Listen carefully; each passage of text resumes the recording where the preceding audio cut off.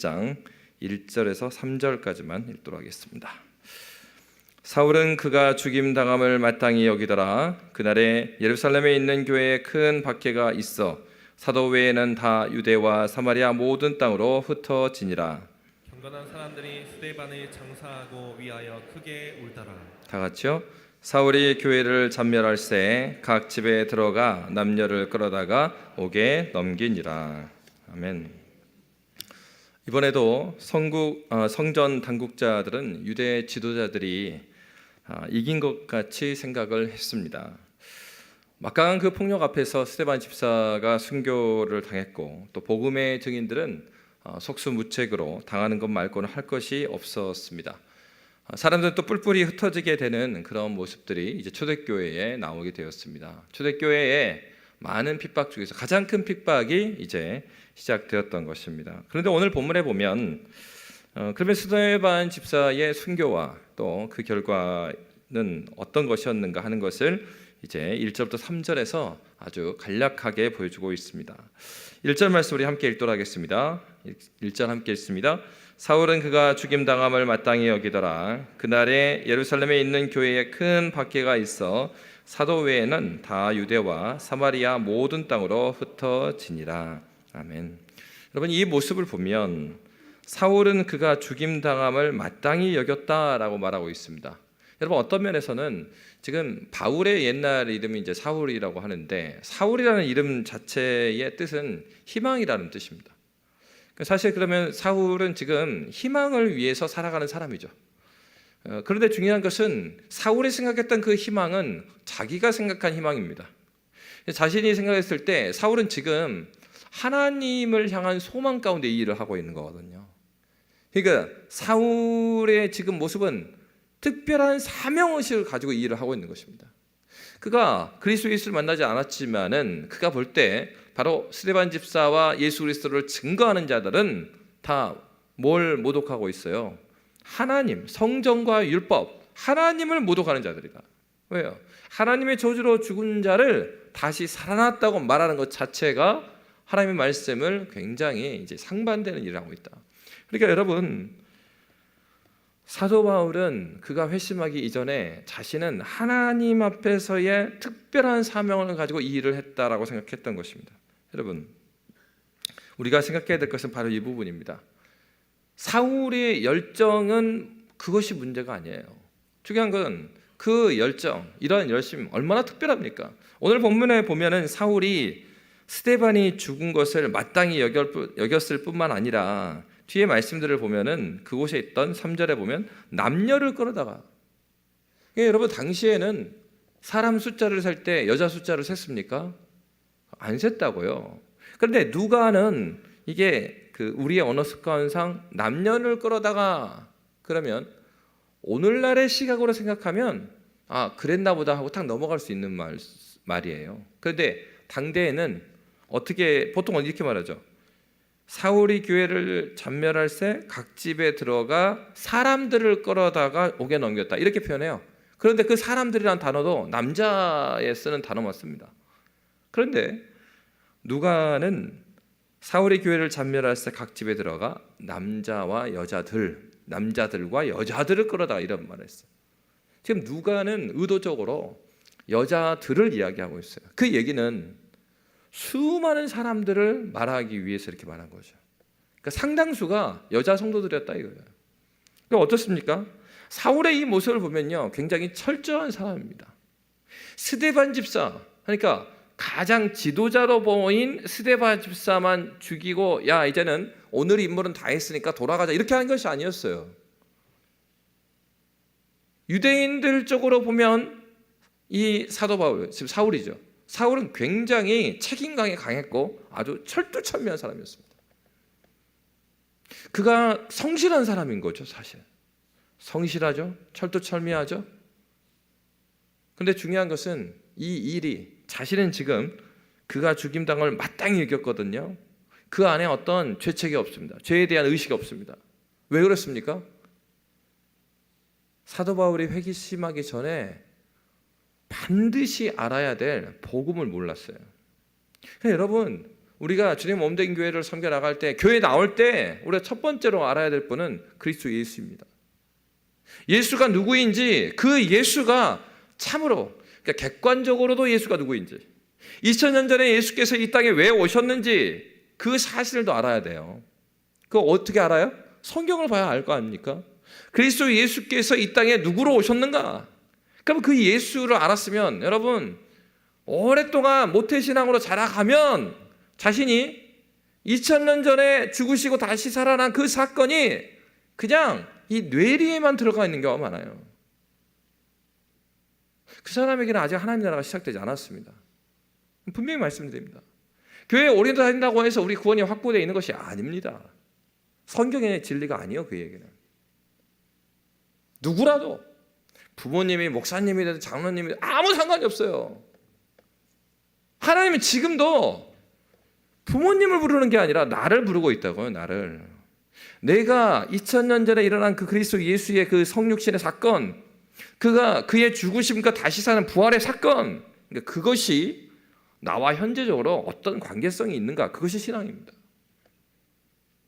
2000년 전에 일어났던 그 사건으로만 남아있다면 그 사건이 아직 내 사건이 되지 않은 거예요.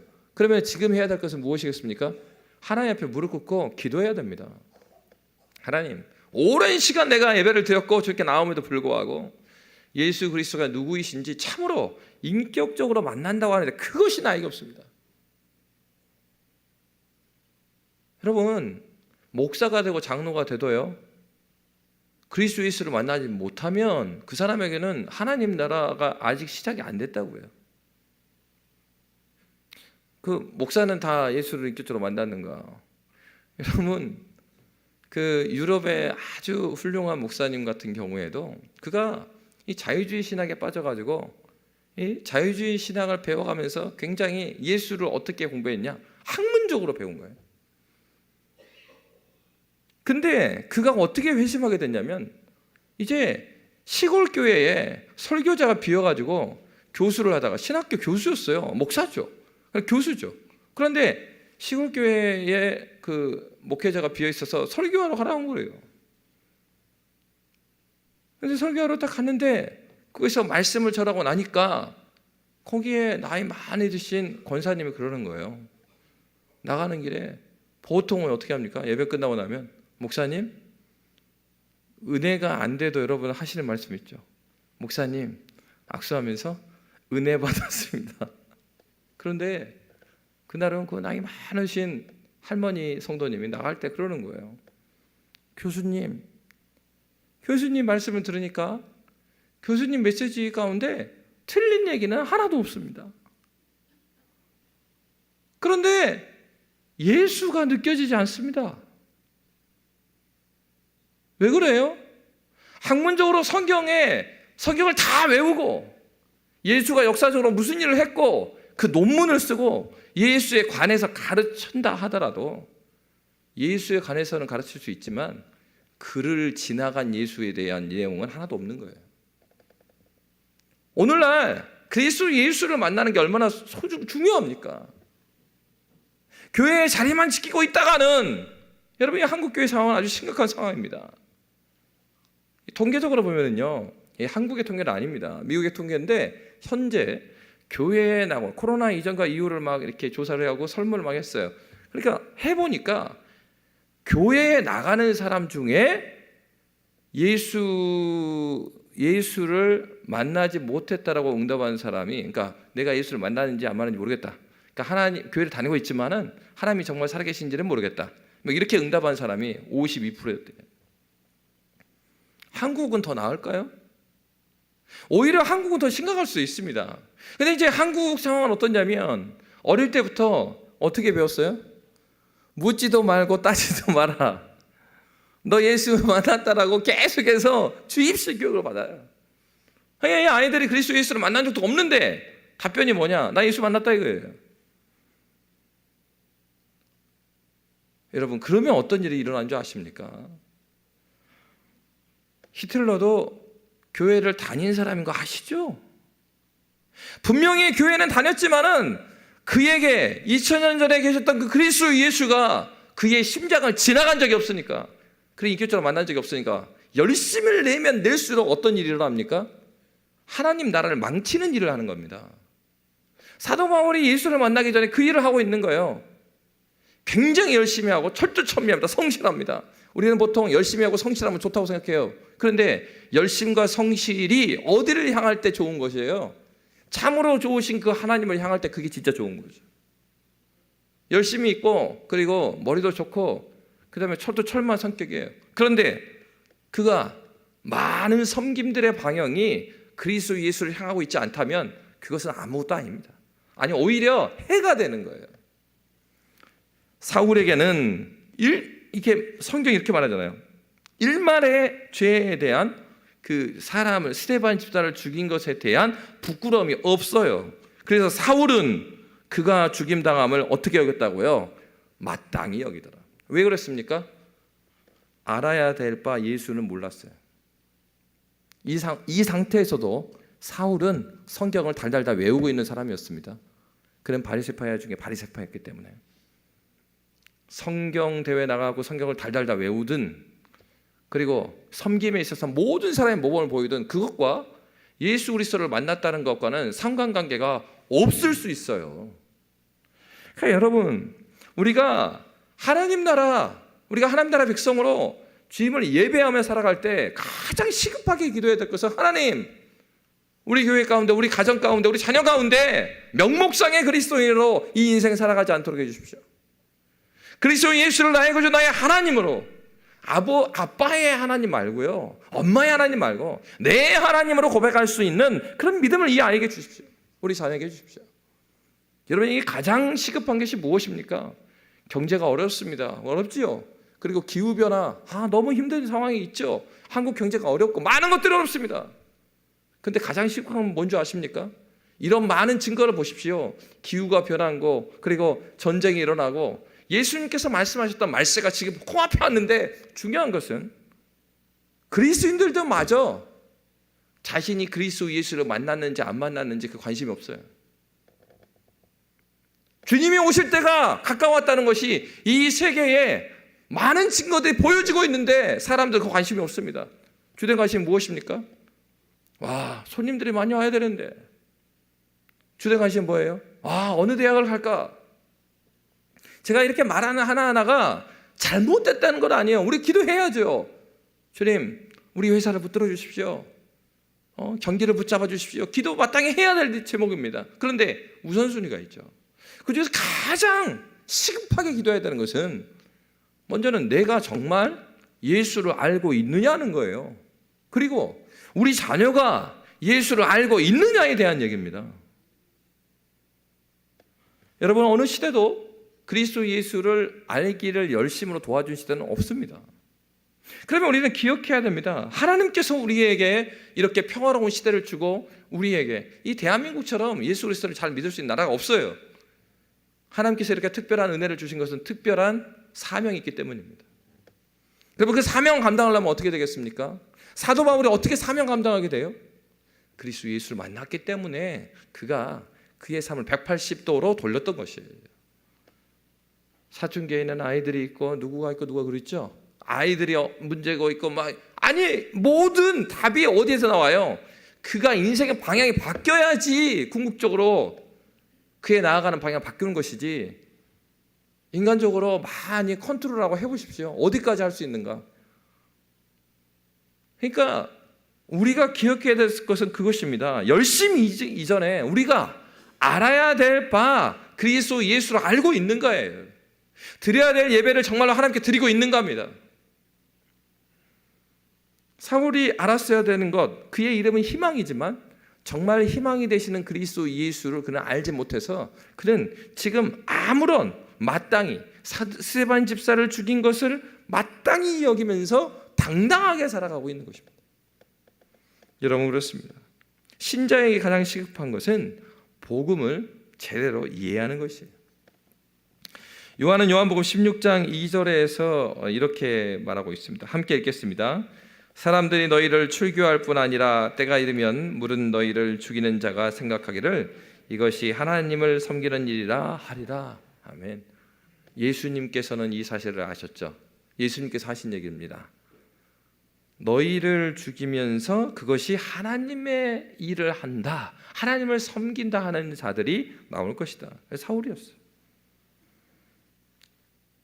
사울은 바로 그리스도 예수께서 하나님의 저주로 알미암아 죽었으나 그의 죽음은 우리를 위한 죽음이었다는 사실을 깨달았어야 합니다.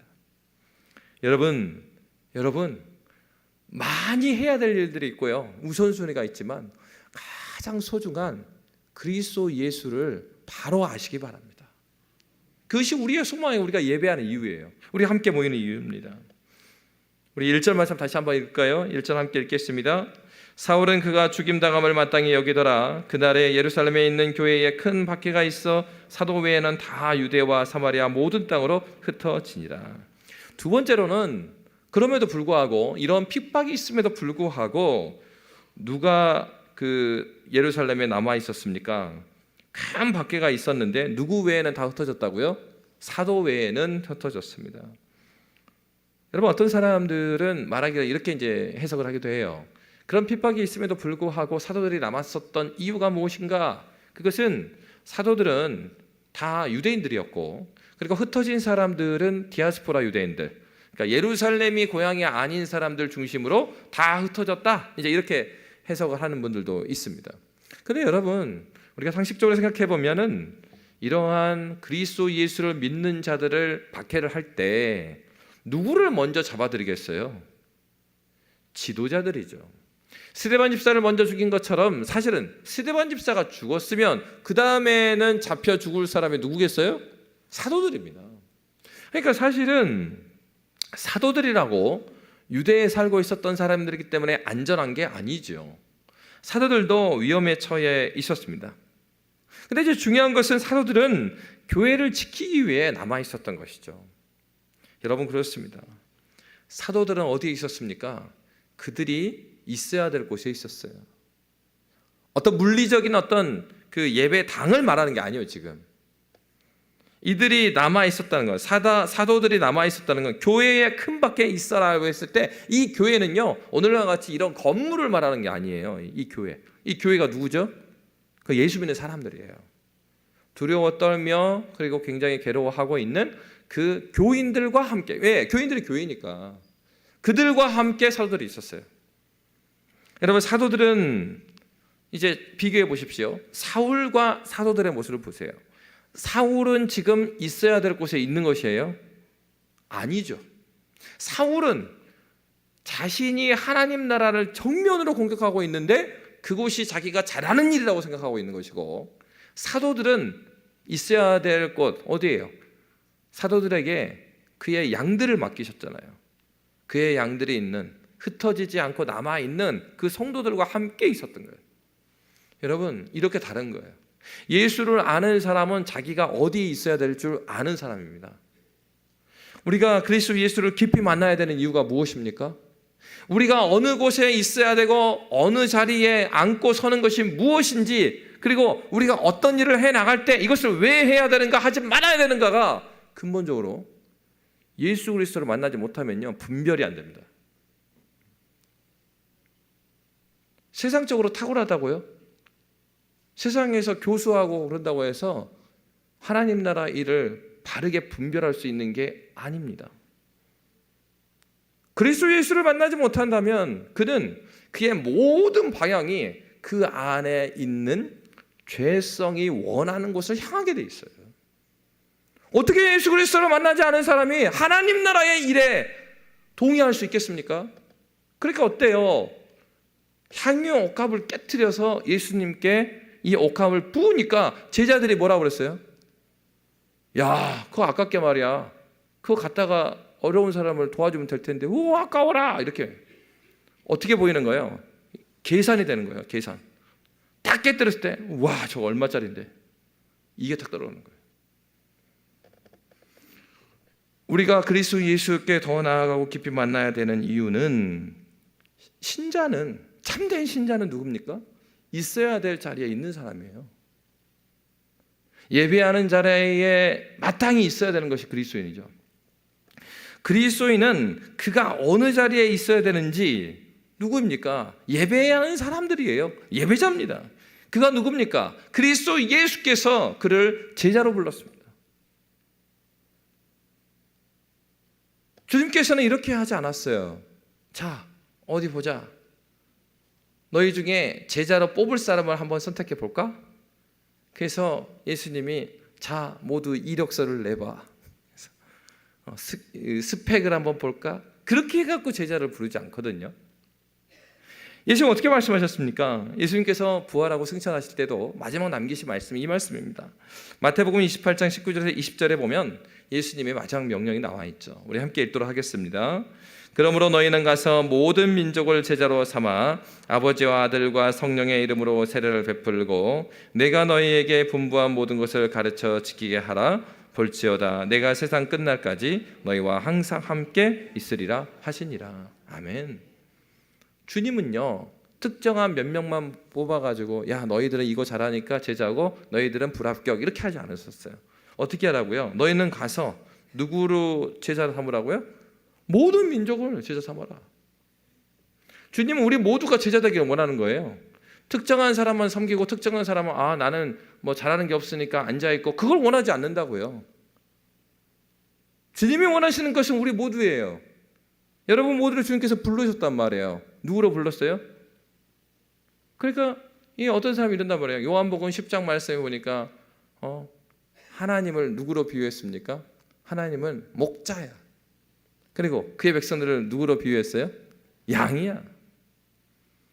목사님, 하나님은 목자가 되시고 목사님과 구역장은 작은 목자. 그리고 나는 누구예요? 양. 저는 양이 좋아요. 저는 계속 양으로 대해주세요. 여러분, 생명이 있는 것의 특징은 뭐예요? 잘합니다. 그러면은 요한복음 10장만 말할 게 아니라 바울이 디모데에게 말한 디모데 전후서를 말해야죠. 바울이 디모데한테 뭐라고 그럽니까? 이 복음의 사명을 누구한테 부탁을 하셨어요? 충성된 자들에게 부탁해라.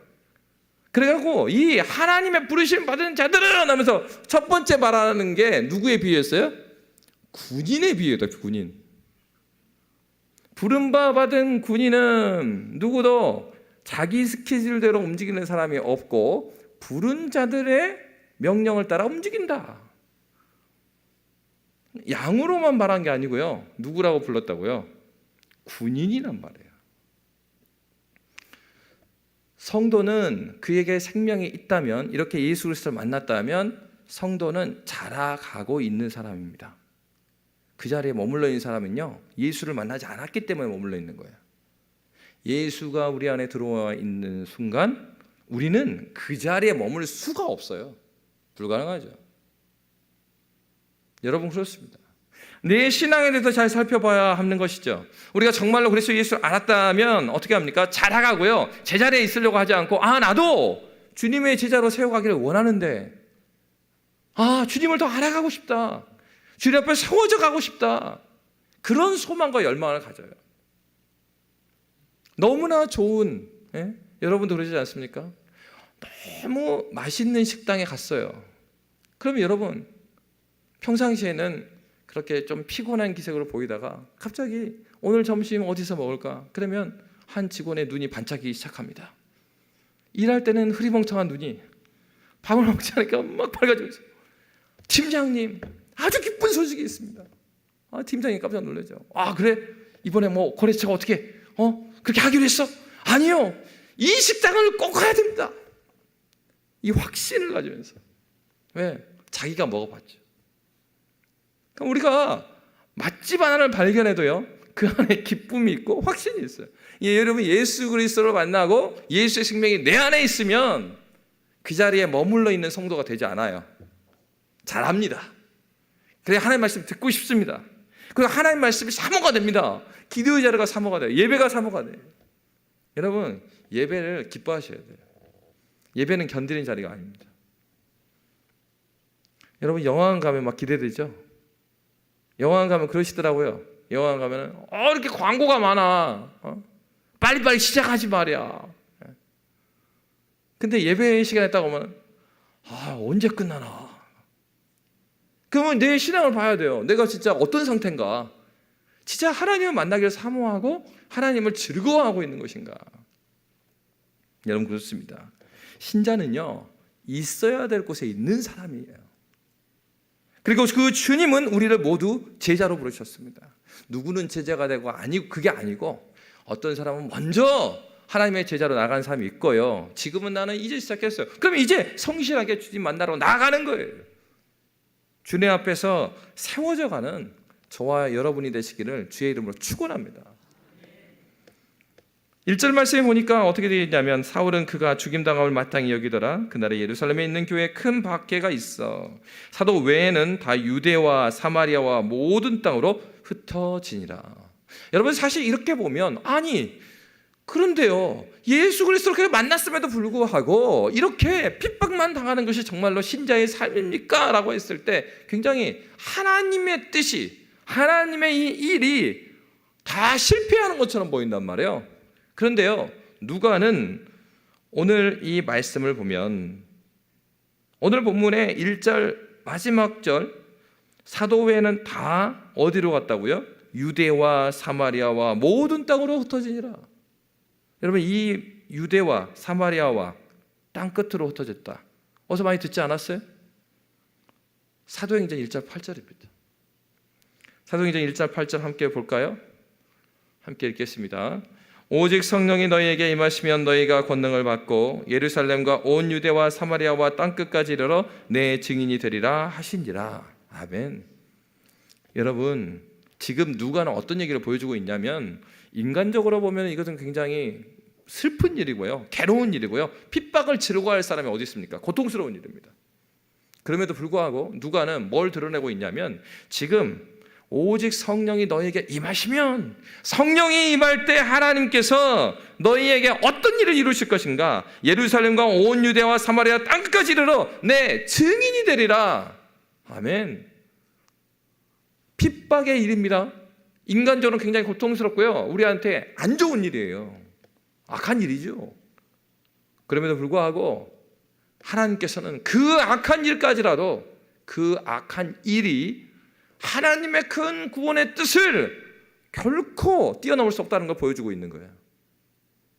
사단은 하나님의 이 구원 사역을 막으려고 엄청나게 일을 씁니다. 여러분, 그런 경험 많이 느끼지 않았습니까? 은혜 받아가지고 이제는 내가 말씀을 매일 읽고 기도하기로 결단해야 되겠다. 그러고 나면요, 꼭 그렇지 못하는 상황을 자꾸 만들어요. 그리고 평상시에는 신경 쓰지 않았는데 그게 자꾸 신경 쓰게 된단 말이에요. 누가 지금 걸고 넘어지고 있는 거예요? 사단이 가장 싫어하는 게 뭔지 아십니까? 신자가 있어야 될 자리로 가는 거 제일 싫어해요. 그러니까 바로 서고자 하는 거 너무 싫죠. 결단했네? 아이고 야, 큰일 났다. 빨리 평상시에는 안 걸리는 거 걸리게 만들어. 그래가지고요, 순종하지 못하게 만드는 거예요. 근데 그럴 때마다 딱 쳐내야 돼요. 언제를 기억해야 됩니까? 은혜 받았을 그때를 생각해야 돼요. 내가 예배 때는 잠시 헷가닥했나 봐. 그러고 보니까 나 이거 해야 되고 저거 해야 되고. 여러분, 그러기 시작하면, 우선순위를 바꾸기 시작하면은, 그러면은 하나님 앞에 설 수가 없어요. 그걸 누가 원합니까? 사단이 원합니다. 그런데 하나님께서 이러한 핍박 가운데서도 하나님께서 오히려 그 일을 지금 이루고 계시는 거예요. 예루살렘 교회는 원래 어떻게 했어야 됩니까? 예루살렘은 함께 모여서 주님을 예배할 뿐만 아니라 그들은 사도행전 1장 8절에서 말씀하신 예루살렘과 온 유대와 사마리아 이르러 땅끝까지 이르러 내 증인이 되리라는 말씀, 이 말씀을 확실하게 좀 더 기억했어야 돼요. 초대교회가 시작되면서 그들은 어떤 사명이 기억이 됐습니까? 주님께서 그들을 파송했다는 사실, 승천하시면서도 마태복음 28장에서 말씀하셨을 뿐만 아니라 부활하셔서도 사도행전 1장 8절에서 말씀하신 복음의 증인이 되리라는 이 말씀을 기억했어야 합니다. 사실은 그들이 자발적으로 그 복음을 위해서 자기의 고향으로 이제 디아스포라 유대인들이요 다시 돌아가서 복음을 전했어야 돼요. 근데 그들이 그렇게 순종하기 이전에 핍박이 들어왔습니다. 이 핍박 자체는 굉장히 악한 것이었어요. 그런데 하나님께서 어떻게 일하십니까? 그렇게 악한 것이라도 이 악한 것이 하나님의 선하신 분명한 그 뜻을 건드리지 못하도록 하나님께서는 오히려 복음 사명의 도구로 사용해 버리세요. 여러분, 우리가 믿어야 될 하나님은 이러한 하나님이세요. 그래서 우리가 문제 가운데 있고 어려움 가운데 있으면 그 어려움이 너무 크게 보인단 말입니다. 그래서 그 어려움이 그러니까 어느 정도로 크게 생각하게 되냐면 우리 연약하잖아요. 그러니까 연약하다 보니까 우리가 어떻게 생각하냐면 그 어려움 가운데 퐁당 빠져버린단 말이에요. 그래서 이 어려움이 하나님보다 더 크다고 착각을 하는 거예요. 사실 그게 아닌데. 그러니까 이런 면에서 여러분, 예배 자리 가운데 예배를 잘 지키셔야 되고요. 왜? 이 예배를 통하여서 우리가 어디에, 우리가 누군가 문제 가운데 퐁당 빠져 있을 것이 아니라 이 예배 가운데, 이 예배 드리기 전에요, 하나님께 기도해야 되는 거예요. 하나님, 정결한 마음 주십시오. 마음과 생각을 지켜주셔서 허튼 생각, 내가 막 염려로 막 이렇게, 이 하나님 이런 거 다 그리스도 예수의 보혈로 명하노니 물러가라. 주님의 이름을 명하노니 이 악한 생각들, 흐트러진 생각들 물러가라. 나는 주님께 나와왔다. 하나님께 기도해. 하나님 만나러. 그렇게 가지런한 상태에서 하나님께 예배하러 나오면 하나님께서 우리의 중심을 어디에 놓아야 될지 예배를 통해서 회복하게 해주셔요. 그러면 여러분, 이렇게 예배드리고 돌아가서는 어떻게 됩니까? 여러분의 삶 가운데서 여러분의 골방을 놓고 기도해야 된다고요. 여러분의 골방에서 그 마음을 지켜가야 돼요. 우리의 마음은, 우리는 그렇게 강한 사람들이 아니에요. 그러니까 하나님의 은혜 받았을 때 결단을 하여도 삶 가운데 가면 우리는 무너지게 되니 다시 나의 삶 가운데서 기도의 자리, 말씀에 주님 묵상하는 그 약속을 지켜가면서 어떤 말씀을 기억해야 돼요? 내가 예배 가운데 나에게 주시는 그 말씀을 다시 상기하면서 뜻을 다시 세워나가는 거예요. 그래서 새벽에 주님과의 시간을 갖는 분은 새벽에 그렇게 하나님의 말씀을 기억하면서 기도하면서 뭘 위해서 기도하겠어요? 오늘 만나게 되는 사람들을 놓고 위해서 기도해 줘야 돼요. 하나님, 저들과 내가 이 일도 하고 저 일도 할 텐데 그들이 하나님 앞에서 결단한 내 마음을 무너뜨리는 악의 도구로 사용되지 않게 해주시고, 혹시나 그들을 통해서 유혹이 들어오더라도 이겨낼 수 있는 지혜와 하나님 은혜의 힘을 나가해 주십시오. 여러분, 신앙은 그냥 자라지 않습니다. 믿음을 가지고 싸워가는 사람에게 하나님께서 새 힘을 더해 주신단 말입니다. 그러니까 그런 사람이 있어요. 나는 자전거를 못 타. 1년이 지나고 2년이 지나도 계속 못 탄대. 아니, 자전거를 타가지고 왜 안 타냐? 자전거 타면은 넘어져가고 무릎 까질까봐 못 탄대. 그럼 언제까지 못 타요? 하나님 나라 갈 때까지 못 타요. 타봐야 될 거 아닙니까? 계속해서 타고 넘어지고 일어나고 타고 넘어지고 하다 보면은 언젠가 알아가요. 무슨 얘기예요? 하나님 말씀 가운데 순종하는 삶의 현장을 가지고 살아가는 사람이 하나님 앞에서 자라가는 겁니다. 여기서만 아멘 아멘 아멘 해갖고 믿음이 자라는 게 아니라고요.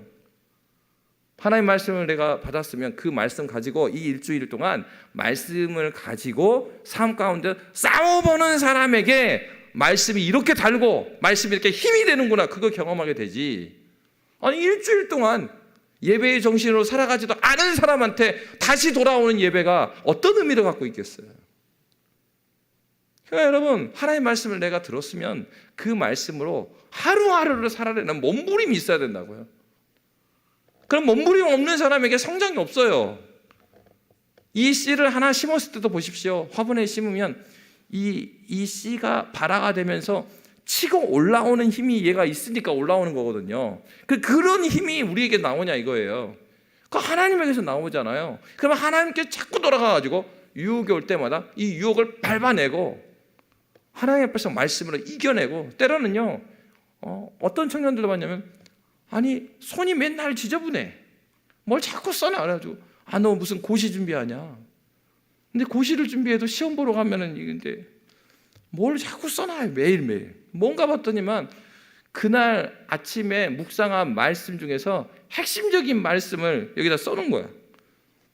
이게 자꾸 잊어먹으니까. 이게 학생이니까 어떻게 해요? 학교 갈 때마다 다 그 필기를 하거나 뭐 하거나 컴퓨터처럼 손을 보게 되잖아요. 그냥 그 말씀이라도 몇 개를 써놔갖고 자꾸 기억해서 이겨내고 싶다 이거예요. 여러분, 유치한 것 같지만 유치한 게 가장 효과적입니다. 이렇게 쓰세요. 잊어먹을 것 같으면 막 써. 여기다가 가장 잘 보인다 써놓고 붙여놓고. 그래서 하나님께서 어떻게 했어요? 신명기 말씀에 그래서 이 말씀을 네 문지방에다가 네 팔에다가 네 이마에다 붙여놔라 그랬단 말이에요. 왜요? 아주 말씀 잊어버리니까.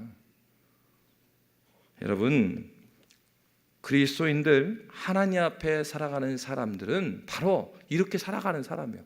몸부림치며 주 앞에 살아갈 때 그 사람에게 뭐가 보입니까? 우리에게 일어난 이 핍박이라는 고통과 악한 것이라 할지라도 하나님의 그 크신 일이 보이는 거예요.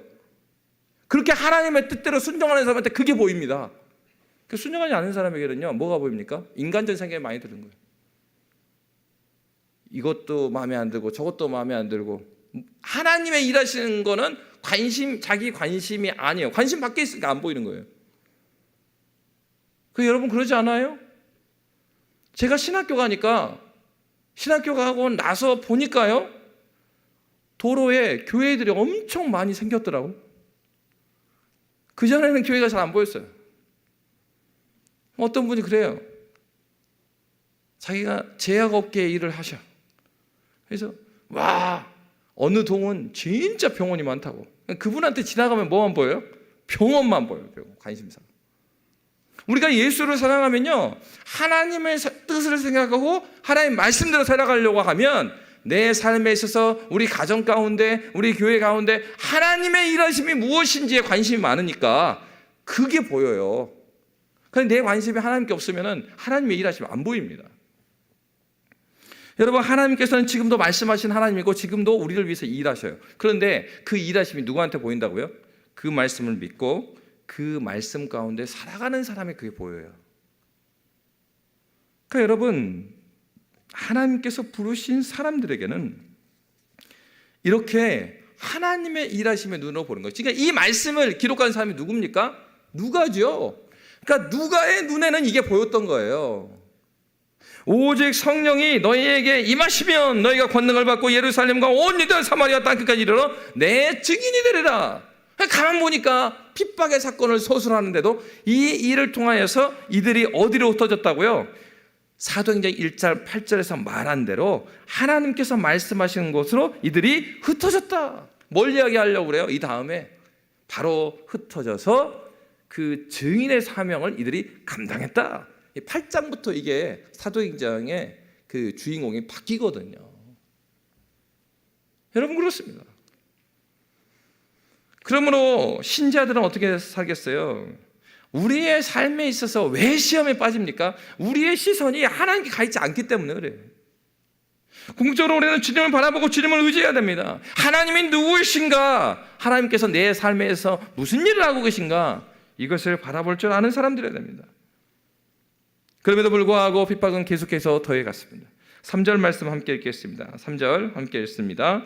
사울이 교회를 잔멸할세 각 집에 들어가 남녀를 끌어다가 옥에 넘기니라. 여러분, 이 말씀에 잔멸하다 이 단어를 보면은 포도원에 이 멧돼지가 하나 들어가지고요, 포도원을 마구 짓밟아 놓아버린 그런 상황을 표현하는 단어예요.